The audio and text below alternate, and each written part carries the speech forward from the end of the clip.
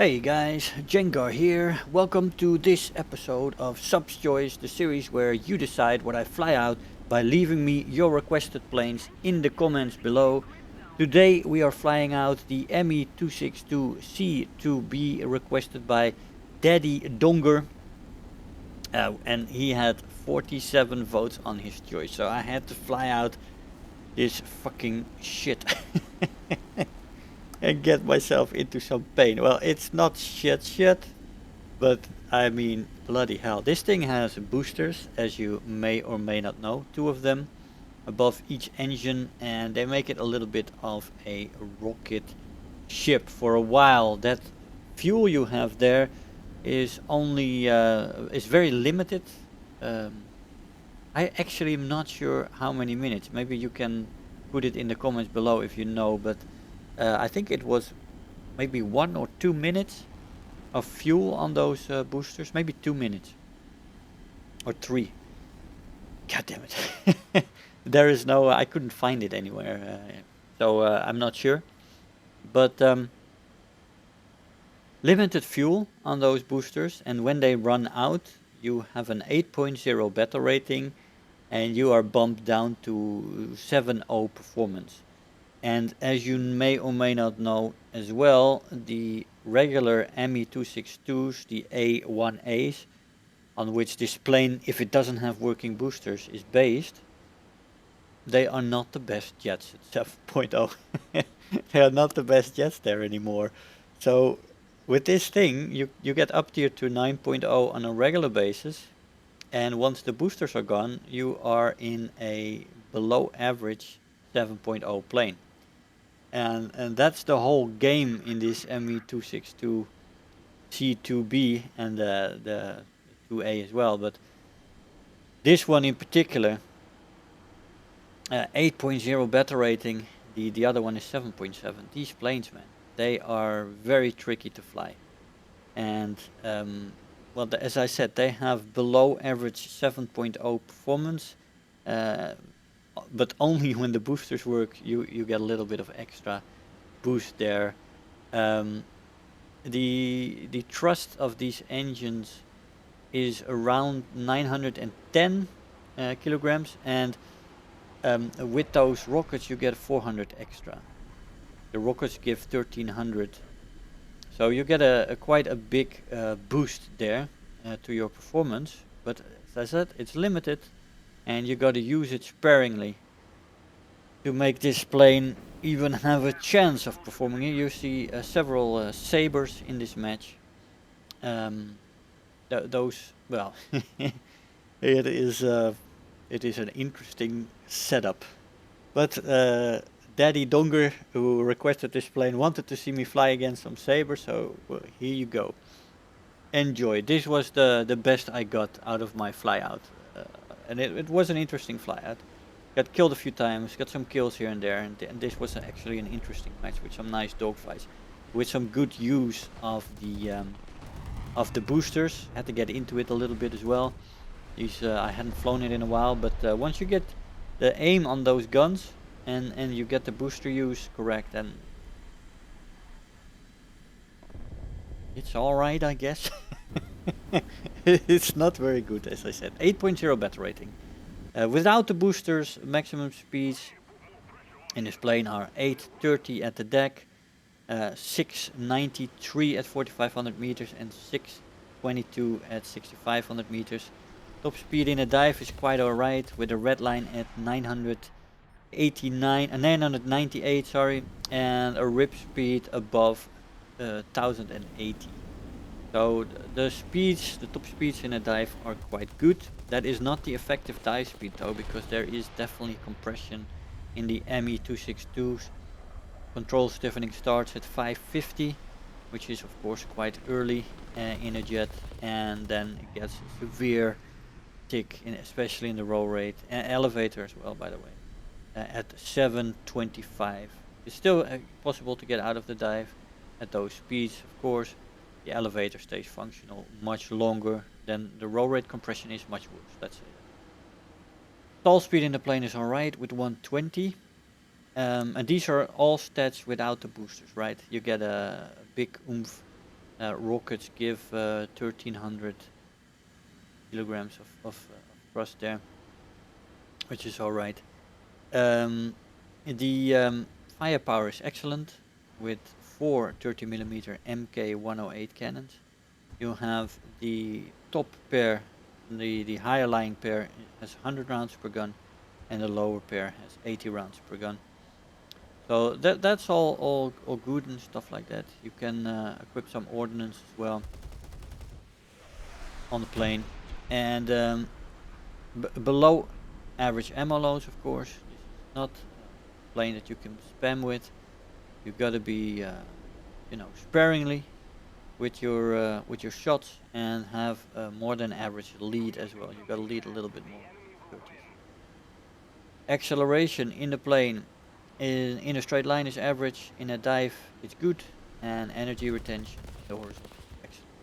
And in the vertical, it is above average, but only slightly. And climb rate is only average. Performance in this plane is just not that great. This plane turns a little worse than the regular ones because of the added weight of the rockets, which brings it to bad to below average with flaps. Flaps rip off at around 650. Flap use is alright in the plane. 650 is alright. In a dogfight you don't overstep those numbers a lot anyway. Roll rate is also only average, and overall maneuverability is average. Really, as always, this plane is a boom and zoomer, a boom and runner. Does not have an air brake, and it is just a short range shotgun. This Saber, by the way, made a mistake in not trying to strafe me on the airfield. I appreciate it, but I'm now fully restocked on ammunition. Plane is clean again. Boosters have fuel again. So now I am actually in a position to at least, yeah, that's not a right aim, not the right lead. But now I am at least in a position to compete with him in a maneuver fight a little bit. Although he still rolls better, he turns better, and he has his regular speed, which is much higher, of course. His performance much better, much better. But I have my boosters. I just need to make sure that this fight doesn't last too long, that I get my speed up, and then use the boosters sparingly, because they are well, they are limited in their use. So I switch them off here, and you're gonna see me use them sparingly. You are way off the mark there with your aim, Mr. Jengar. Please improve. That was a little closer. Anyway, the overheating in the plane is definitely present. Definitely not an issue though. You can easily, here we go with the boosters again for the vertical. With the boosters, the vertical performance is quite a bit better. And there we go for a Saber. Daddy, you wanted to see that? I did it for you. I managed to kill at least one. Durability in the plane is decent to good. It is quite a sturdy plane. Doesn't rip too quickly. It can take a lot of damage, as you saw before. You can definitely take a few head-ons with this plane. The armor protection for the pilot is very good. I have very rarely gotten pilot snipes against me in this plane. Almost never, actually. I can't remember the last time. I'm sure I had a few, but it hasn't been much. So yeah, you can rely on this plane to get you through head-ons. But yeah, the aim on these things, you gotta give it a lot of lead. Otherwise, your bullets are just gonna fly below the enemy plane. Gonna pass underneath. So yeah, man, that is and then the boosters. The boosters give you a big oomph to the performance. As I said, the regular engines have 910 in their thrust kilograms, and the boosters have 1310. So that's 400 extra. And well, it just helps out. You saw here I was almost falling out of the sky. Put the boosters on, and you get a big oomph behind you.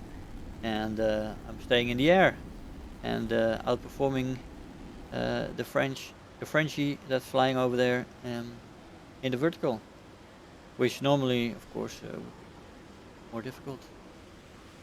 A lot of aim there. You see a lot of lead to get the right aim, to get the guns, the bullets to fall on the enemy plane, and if they do fall on the enemy plane, well, it is devastating. Yeah, so there is that. Now we've got another one incoming. Oh, and here we go with the boosters, and I made a tactical decision there that wasn't good. I thought I might have enough in the tank to do this one more fight, but and of course I had some time there because this plane was 12 kilometers away initially. So now I am in a pickle because the F-84B here definitely so much better than me in vertical performance, in acceleration and all that jazz, that I'm now in a 7.0 performance, and actually subpar on 7.0 this plane, because I let my boosters run out, which was not very smart. And I was angry with myself at this point because I thought about going back at the moment where I saw this Thunderjet at 12, 13 kilometers and actually disappear from the screen. He could not have seen me then if I would have gone back to base, and I might have had time to repair and restock the plane. May have been even more epic, this fight with working boosters and stuff like that. Of course, we have also a vampire coming in, but it was not the way it went in the end. I did get a good shot still on this Thunderjet here. You're gonna see that here. Is it here? Yeah, I think it's this. I'm taking a risk here, and I'm taking a lot of lead, but it's just not enough. Maybe yes, half a centimeter more on the screen and I would have gotten him. But I stalled the plane out here, and in an ME-262 that basically means that you're done. It's very difficult at slow speeds, this plane, and it's very dangerous to stall out. Sometimes you can't get out if you're low to the ground, and that was the case this time. So we got soft landing, 3 kills, and unfortunately we died, but that's life. Hey guys, so here we are after the match. This is about the best you get in this plane right now. The C-2b, man, it sits at 8.0 battle rating. It gets up tiered to 9.0, and I mean sabers have been down tiered already to low bitches. You basically with sabers most of the time, and it's gonna be interesting. You need your boosters. Without boosters, as I said, you're in a below average 7.0 plane that can't perform, and even against 8.0 planes, it's just even against 7.0 planes, and you were up tier to 9.0 a lot in this baby. So yeah, it's hard to fly this plane right now. I did get a positive kill death ratio in the matches that I flew.